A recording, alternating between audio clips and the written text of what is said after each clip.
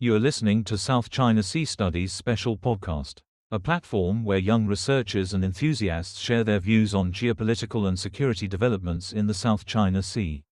In today's episode, participants of the Diplomatic Academy of Vietnam's 16th South China Sea Conference Young Leaders Program.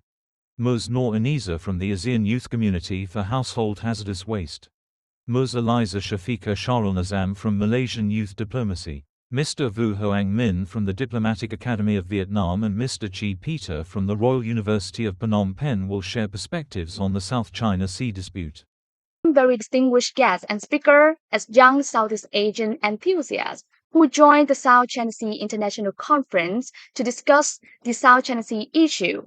First of all, I would like to introduce Ms. Elisa, the head advisor for the Malaysian Youth Diplomacy. Secondly, we have Ms. Anija, working as the head of research at ASEAN Youth Community for Household Hazardous Waste. Next, we have Peter, a young researcher at the Center for Southeast Asian Studies under the Royal University of Phnom Penh. And lastly, we have Mr. Vu Hoang Minh, a student from the Diplomatic Academy of Vietnam. Welcome, four of you, to the podcast of South China Sea Studies. So, to start our conversation, I would like to ask each of you, what drives your interest in South China Sea research? I think the region is becoming more vulnerable since the geopolitics and then security issues. And then I feel that in the 21st century, South China Sea is beyond of geopolitical issue, since I have witnessed that how climate change is growing dramatically across the region. And then that's why grassroots communities like coastal indigenous people, they are becoming more vulnerable. And then it it is challenging for people and then young people, especially in the South China Sea countries. And that's why I want to drive development research and then how to create environmental driven proposals for the future of the South China Sea. Well, that's really wonderful. Thank you so much for the answer. What drives my interest towards the issue is because maritime, usually when we look at South China Sea, it's a very much a maritime domain kind of discussion. So at least where I'm coming from, we should also take a look on it in a very intersectional lens. There's obviously coastal communities that have a lot of economic, I would say, driven incentive to take a look on the issue. Others can look at it from an environmental degradation aspect, but where I'm coming from, where it's purely more military, it's not only about the fleets going on the ground, but how they're using soft diplomacy as well as other form of warfare that actually infiltrates propaganda towards the community, and we need to be more literate on how we adapt towards the situation. I'm from the Diplomatic Academy of Vietnam, so uh, since I'm still a student, I'm gonna talk about it from the perspective of a student. That is, we are not that aware of the situation in the South China Sea because in students in Vietnam, I think we have a thinking that the governments will solve it for us. So we kind of wait for the government to do their talking and their any diplomatic notes or something like that.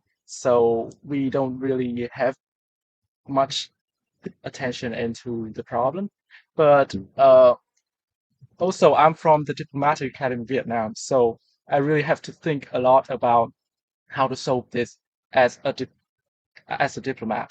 So yeah, this is what drives my interest in this topic. Yeah. My answer will be the last, but it's hopefully not the least. I guess my interest in the South China Sea stems from my interest in China as a whole. There have been debates regionally and internationally about China's rise as the next superpower, whether it will surpass the US or and some others who disagree that China will not. But regardless of this whole discussion, I think we can agree that China will remain a credible power within Southeast Asia. And a very powerful neighbor as well. And as neighbors, neighboring countries and partners, it is within our interest as Southeast Asians to understand China, to understand their interests, their perspectives, their behaviors, and their expectations. And this sort of guides my focus to the South China Sea because China is proactive within this disputed area. And I guess as an IR student and a researcher, you are kind of enticed into studying something very complex. The more complex, the more complicated it is, the more you are drawn into studying it. And the South China Sea is that perfect candidate for research and understanding in general. Um, Yeah, thank you so much. Thank you so much for your wonderful answer. So now let's move on to a more profound aspect of the issue. I would like to put a question forward. What are the most pressing challenges facing the South China Sea today? And do you see any opportunities for cooperation and development in the region? Well, I would say climate change is the biggest challenging situation in the South China Sea because some of country they contest the areas and then they create unregulated and unreported activities and then it has imposed some environmental impacts such as sea level rise, environmental degradation, and I think this is a good opportunity for each member that is affiliate in this region by extending scientific cooperation. So the scientific cooperation, like how they can engage with the climate science, and then how they can engage with the community, and then this policy outcomes will meet the grassroots issue, and then they can answer the problem in the future because climate change is growing extremely and then it is shared responsibility and then problem so everyone can be impacted. We don't know in the future. Climate change, in my opinion, is just one of the many pressing challenges. The other two I wanted to add in is the militarization of the South China Sea. Like, you can see that, what's happening right now in on the South China Sea is that uh, even fishing boats from China are weaponized, and there are lots of um, phone-ops operations from the US uh, moving around the region, and these uh, presence may in the future leads to conflict and even contacts, and at the worst case scenario is war. So it's one of the big problems. Yeah. Another big problem is that the depletion of marine fish resources. Um, I think this is also very important because it impacts directly the fishermen Yeah. from the regions. And yeah, I don't have the actual data, the actual number here, but I've read a lot of research saying that uh, the sea will soon be depleted Yeah. in about 5 to 10 years. So that is a very concerning matter. Can I add your statement? I agree with your statement about the sea depletion because it comes back to climate change issue, when it comes to sea level rise. And I see that according to GSIS, South China Sea, yeah, contains about 3,000, more than 3,000 biodiversity ecosystem, and then it is becoming more vulnerable, and then they exposed by the militarization and report activities, and then what kind of the result would be trade disruption because the region of South China Sea crossed by Asia Pacific and also Europe and then America, especially Japan and South Korea, they depends on the region for importing and exporting. So yeah, it is quite intersectional problem in the future. Climate change, trade, human security, militarization, you know.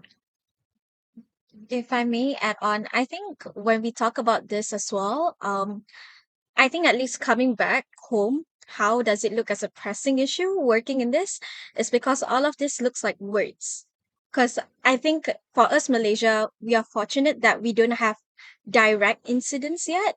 Unlike if we see most of the records we have, like Vietnam and Philippines have the most attack, which is rather sad and in solidarity with our fellow ASEAN neighbors. So for us, I would say it's more on the literacy part. Because no matter how much, like I would say Min mentioned, a lot of this talking is being done by the government and it's not really translated all the way to the ground.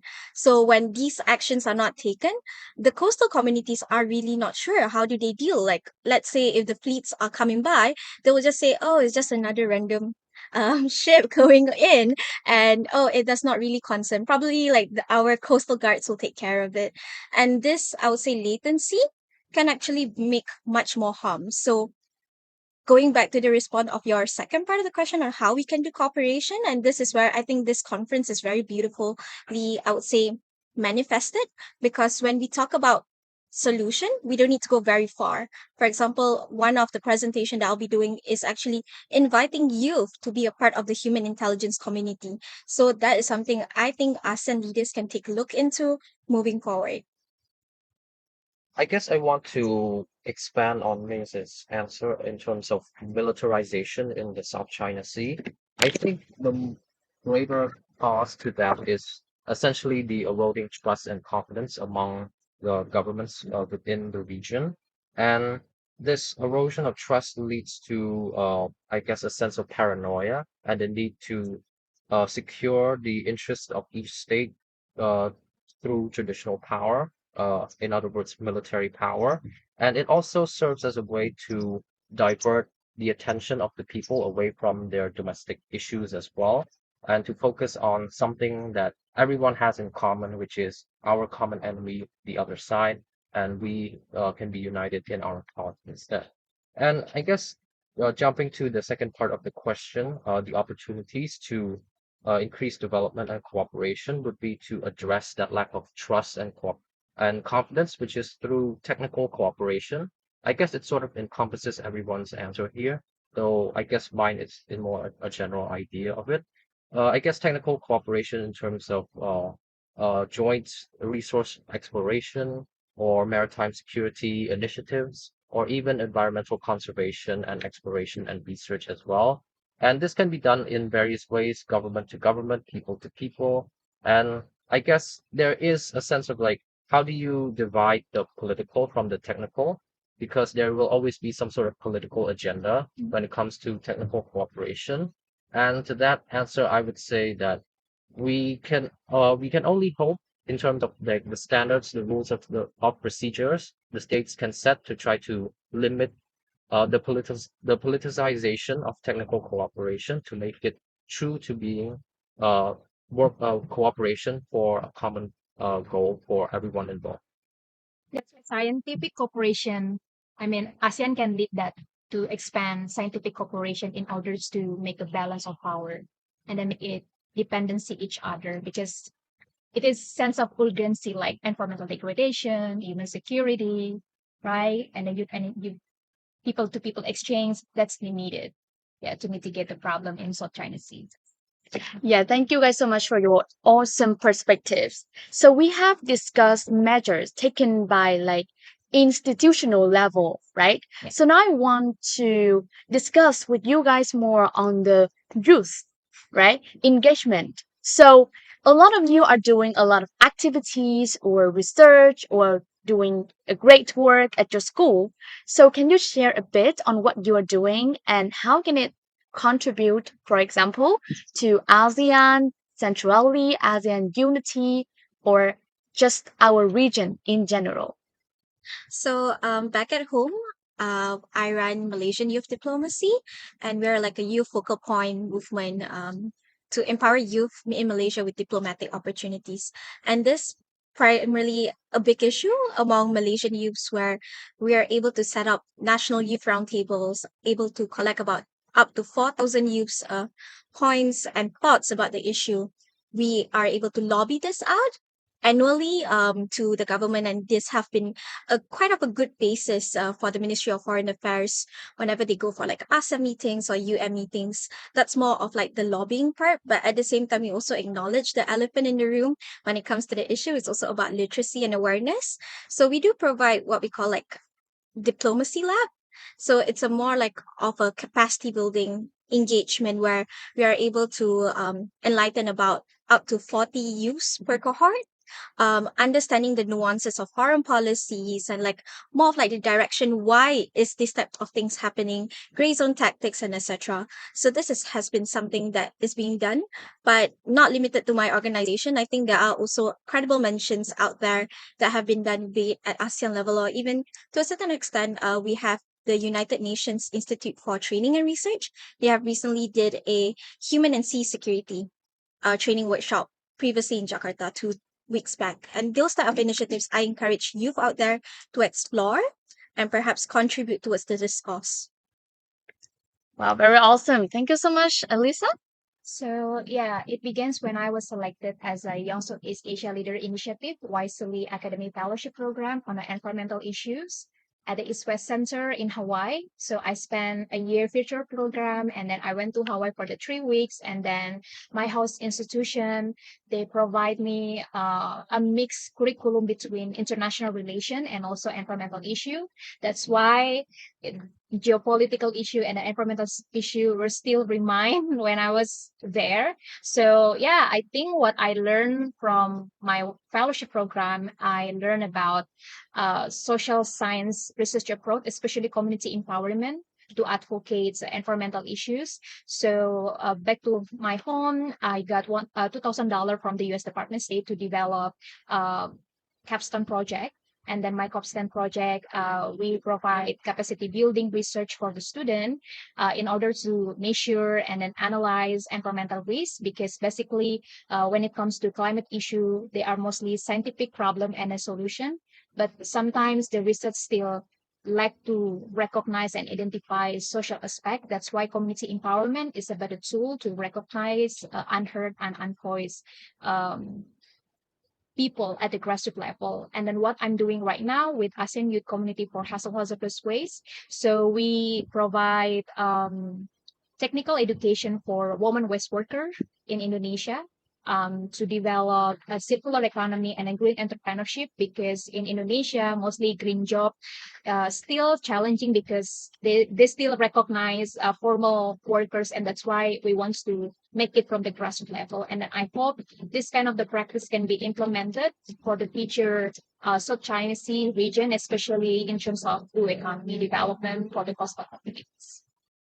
I guess as a researcher, um my day-to-day basis would be focusing on knowledge production. Like I write commentaries or longer articles called analyses. And what I'm working right now is a research proposal to comparatively study Vietnam and the Philippines, especially in terms of their response against China's aggression. There's been extensive literature on Vietnamese response relative to China and Filipino response relative to China, but there's been, I guess, less attention paid towards the comparative study between the two countries. So I'm hoping to find something worthy to be discovered as a result of that research.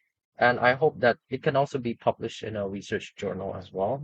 And I guess this is like the value of and the role played as a researcher. You generate and produce new knowledge, not only for fellow researchers and scholars and experts within the field, but also for the general audience, for them to learn about something that concerns them in some way somehow, and hopefully for relevant stakeholders, especially those in research think tanks as well as government bodies as well. I want to go back with the problem with youth awareness about the South China Sea in Vietnam. As I mentioned before, they don't have that much awareness. So I think there are two ways. I mean, there are two ways to uh, they are more like uh, two sides of one solution. So I'm just gonna say it. So first, we need to have a platform for youth to speak up. that is, yeah, such as this conference where youth can speak up, but it should be more popularized for youth across the region, because yeah, that's the only way where uh, each and any one of them can speak up about what they see as the problem in the South China Sea and how they think can solve the problem. And the second aspect is there should be a the problem in the South China Sea should be clearly stated and uh, clearly stated and somehow stated in a way that attracts uh, youth, because nowadays I think the problem that uh, the young people don't care about the South China Sea is because it doesn't really relate to them. So mm, yeah, the problem should be reworded somehow to make the young people understand, and so they can uh, have they're encouraged to give advice and to participate in the solution. Yeah. Yeah, thank you so much. And I think what you are seeing is indeed correct. I think it's not just Vietnamese youth, but ASEAN youth in general should have a more nuanced view on the South China Sea issue so that they could see more ways to cooperate together and somehow leverage, right, and make the situation better. So I think based on your perception, you could establish some projects about raising awareness, and it could be a joint project. Maybe after this conference, we could do it together, right? And so now let's move on to the last questions. So we have discussed a lot about your perception, the pressing challenges, and what you're doing. So, what advices you think you want to give ASEAN youth in general so that they can contribute more to the promotion of peace, stability, and cooperation in the South China Sea and in ASEAN in general? For me, my advice is that don't be scared. Because when we talk about South China Sea, it sounds very scary and it's not really interesting. It Safe. looks Yeah. it looks very gruesome and depressing, very depressing as well. I think is for you to find your voice inside this field is to also go back and being authentic. Understand which angle can you contribute and always find allies because you are in this journey not alone. As a matter of fact, all ASEAN nations are together. Reach out and hopefully we can promote peace where it's not from the definition of others, but from the definition of us youth towards the region itself. Yeah, I agree with her. I mean, knowing your value is the key, how you can contribute, yeah, in the future. And then what I really want to emphasize, staying with communities, you can bridge the gap. You can identify what is happening at the grassroots level. Sometimes governments, they have a policy, higher policy, and then financing, regulation, and then yeah, it is mismatch when compared to the real world. And then this is our ability, how we can hear, and then how we can gather, and then how we can represent our communities, especially fishermen, indigenous people, and then how we can voice it um, in the real world. So by empowering communities, we have ability to recognize and then measure unheard and unseen voices that are still sticking around. Because what I mentioned earlier, communities should be recognized and then valued. Because South China Sea in the future, they they are various human security, probably like the climate migration, because not merely climate change, lost ecosystem conservation, biodiversity threats, but also people will lose their job, especially in the blue sector areas. Yeah. And yeah, I also agree that we should be more courage. We should not be afraid of the South China Sea problem, because it's so this the South China Sea problem. In fact, it directly impacts our lives. It's just not that we haven't thought about it thoroughly. So what I advise you guys should do is to when you think about the South China Sea problem, you think about the consequences uh, that will happen to you and your neighbors and your friends and families of what will happen with the future that will happen to you if this problem cannot be solved. So I think it's going to be a very a dark scenario, but uh, that is what motivates you to try harder, to strive to find a solution for this. I guess I want to recall what Ming said earlier in his previous answer. I think that regarding the lack of awareness and literacy among youth when it comes to the South China Sea, and I think it is one important aspect of the issue. But another thing is that some certain youths are aware of the issue, but they don't, I guess, are apathetic. They do not really care about it, that it does not concern them. And that was Ming said. And I think part of the reason why they decided to be apathetic, they do not really regard it as their issue, is because of, I guess, how seemingly big this issue is. It's very complex. Who am I as a person to address this alone? And so they feel discouraged already right from the get-go. And I think what I want to advise to them is that change is not done overnight. Change is gradual. It's incremental. You do it slowly, and you do it bit by bit, and you contribute your fair share of efforts. But you also need to know that you need to galvanize and encourage others to do the same, so that your combined efforts can amount to something greater. And sometimes you have to be the first to break the barrier to create change, even though other people are not really ready for it. And this can be nerve-wracking. This can draw attention and make become controversial. But you have to understand that you're not being controversial for the sake of it, but you're being controversial to create something constructive and something impactful positively at the end of the day. Thank you so much for such a great conversation. The South China Sea is indeed a very complicated issue, and there are indeed many spaces for the youth to engage and work together to promote peace, stability, and cooperation in the South China Sea.